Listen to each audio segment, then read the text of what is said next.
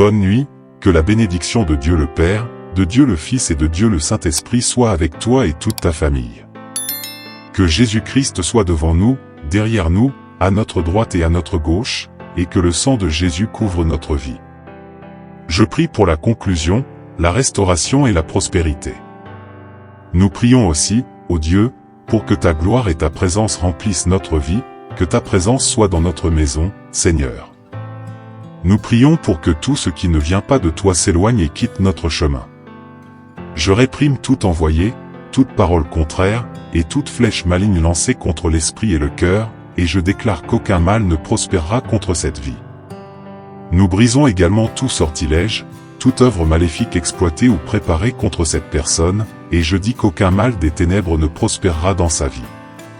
Le sang de Jésus est sur elle, sur sa maison, sur sa famille et sur son chemin. Au nom de Jésus, Amen. Déclarez avec moi, je crois que Dieu agit, que Dieu opère. Nous nous préparons à quelque chose que Dieu fera. Je crois au pouvoir de la consécration, et je crois que nous recevrons des réponses pendant ce temps que nous passons ici.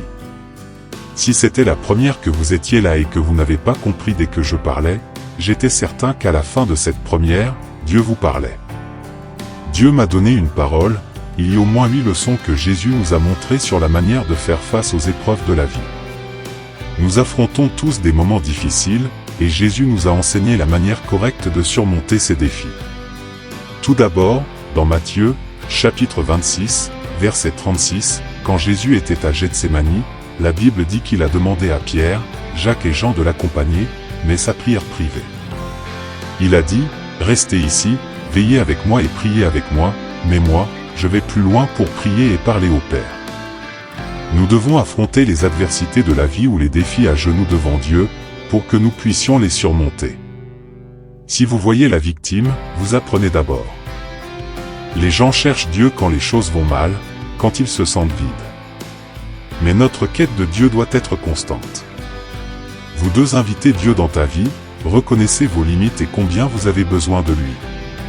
Je sais que ce va à la rencontre de ce que ce monde sujet, car ici, on gonfle ton ego, on exalte ce que tu es. Et je crois que nous devons vraiment nous voir comme des vainqueurs, mais il faut aussi reconnaître notre faiblesse, notre fragilité, et nous appuyer sur Dieu par la prière. La prière est un signe de ta dépendance envers le Seigneur, du besoin que tu as de lui dans ta vie. Le diable veut nous éloigner de la prière. C'est pourquoi tu as de l'énergie pour passer 1 ou 2 heures devant un écran, mais tu n'arrives pas à passer 20 minutes en prière, cherchant la présence de Dieu. Je sais que c'est un combat spirituel. Le diable lutte pour éloigner les gens de la prière.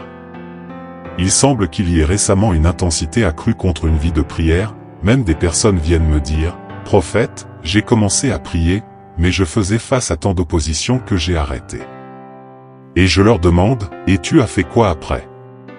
Elles répondent, « Rien. » C'est ce que l'ennemi essaie de faire, éloigner les gens du seul endroit qui peut changer leur vie, c'est-à-dire la prière.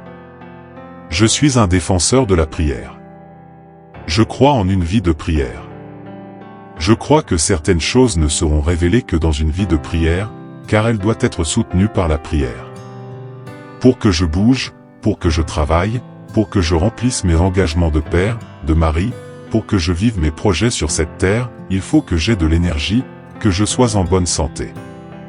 Comment maintenir une vie de prière si je ne me nourris pas spirituellement? Pour garder mon corps physique en bonne santé, je dois manger, faire de l'exercice, prendre soin de mon esprit et de mon corps. Et pour ma vie de prière, ma vie spirituelle, comment la maintenir sans la prière? La prière est comme l'eau que tu bois, comme la nourriture solide.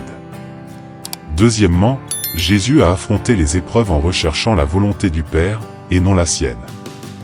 À Gethsémani, il a dit, « Père, que ta volonté soit faite, et non la mienne. » Jésus devait boire une coupe très amère, celle de la mort, de la trahison, de la déception. Cependant, il était convaincu que la volonté de Dieu devait prévaloir sur la sienne. C'est l'un des secrets pour surmonter les épreuves, mettre la volonté de Dieu au-dessus de la tienne, mettre la direction divine au-dessus de ta logique, au-dessus de ce qui est naturel. On met la volonté de Dieu en avant, nous vivons l'extraordinaire. Troisièmement, bien que Jésus se soit senti angoissé jusqu'à la mort, il ne laisse pas ses émotions le submerger, mais affronte la situation avec courage. C'est l'un des secrets pour surmonter les épreuves, ne pas écouter les émotions négatives, celles qui te découragent, qui te font abandonner. Comment les gens écoutent-ils leurs émotions?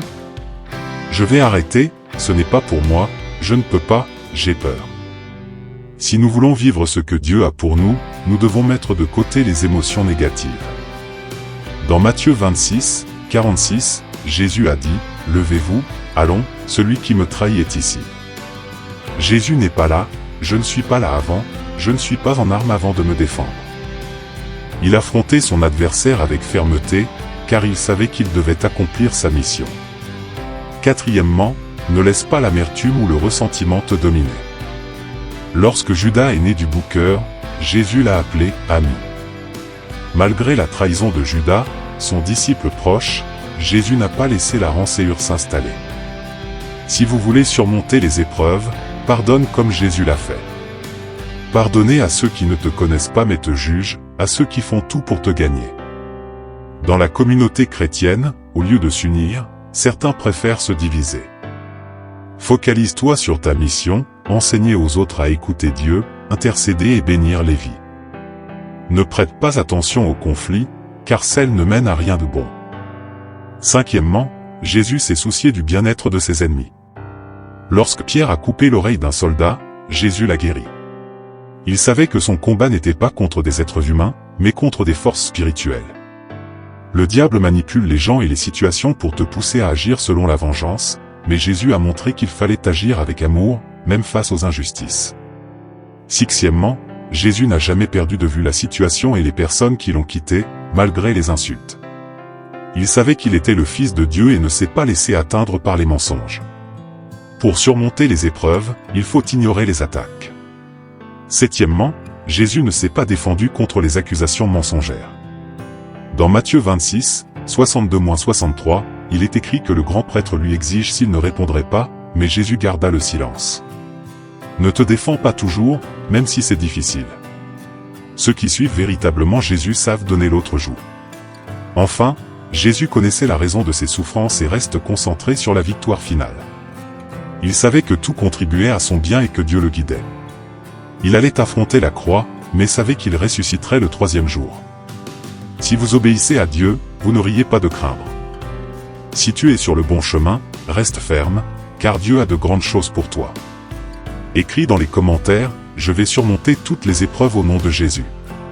Je vais vaincre toutes les épreuves au nom de Jésus-Christ. Il est essentiel de reconnaître que, pour triompher des défis que nous rencontrons, nous devons d'abord nous humilier devant Dieu et admettre que nous ne pouvons pas tout accomplir par nos propres forces. C'est la reconnaissance de notre dépendance qui réside dans la vraie force. Le monde peut à nous convaincre de notre autosuffisance, à exalter notre ego, mais en tant que croyants, nous savons que sans la grâce de Dieu, nous sommes limités. Il est crucial de garder une attitude d'humiliation et de toujours trouver la volonté de Dieu, même lorsque la cellule va à la rencontre de nos ires ou de notre logique humaine. Dans ces moments d'adversité, il est dans la nature de ressentir les émotions négatives, de leur dire que c'est la peur, le doute ou l'angoisse. Mais nous ne devons pas laisser ces sentiments nous dominer. Jésus, bien qu'angoissé jusqu'à la mort, n'a pas permis à cette angoisse de détourner de sa mission. Il affronta ces épreuves avec courage et fermeté. Nous devons apprendre à faire de même, en résistant aux émotions négatives et en gardant nos yeux fixés sur les promesses de Dieu. Si nous cédons aux émotions de découragement, nous risquons de nous écarter du plan divin. La prière est notre arme spirituelle la plus puissante. C'est plus que de simples mots adressés à Dieu, il est un acte de foi et un moyen de puiser la force nécessaire pour affronter chaque situation. Il est facile de passer des heures à s'amuser, mais plus difficile de passer quelques minutes au début. Cela témoigne de la bataille spirituelle que nous vivons, car l'ennemi cherche à nous éloigner de notre relation avec Dieu. Pourtant, nous ne devons d'un cas abandonner. Même face à l'opposition, il est impératif de persévérer dans la prière, car c'est là que se trouvent nos percées et nos victoires. Jésus, lors de son arrestation, a démontré l'amour inconditionnel en guérissant l'oreille du soldat blessé.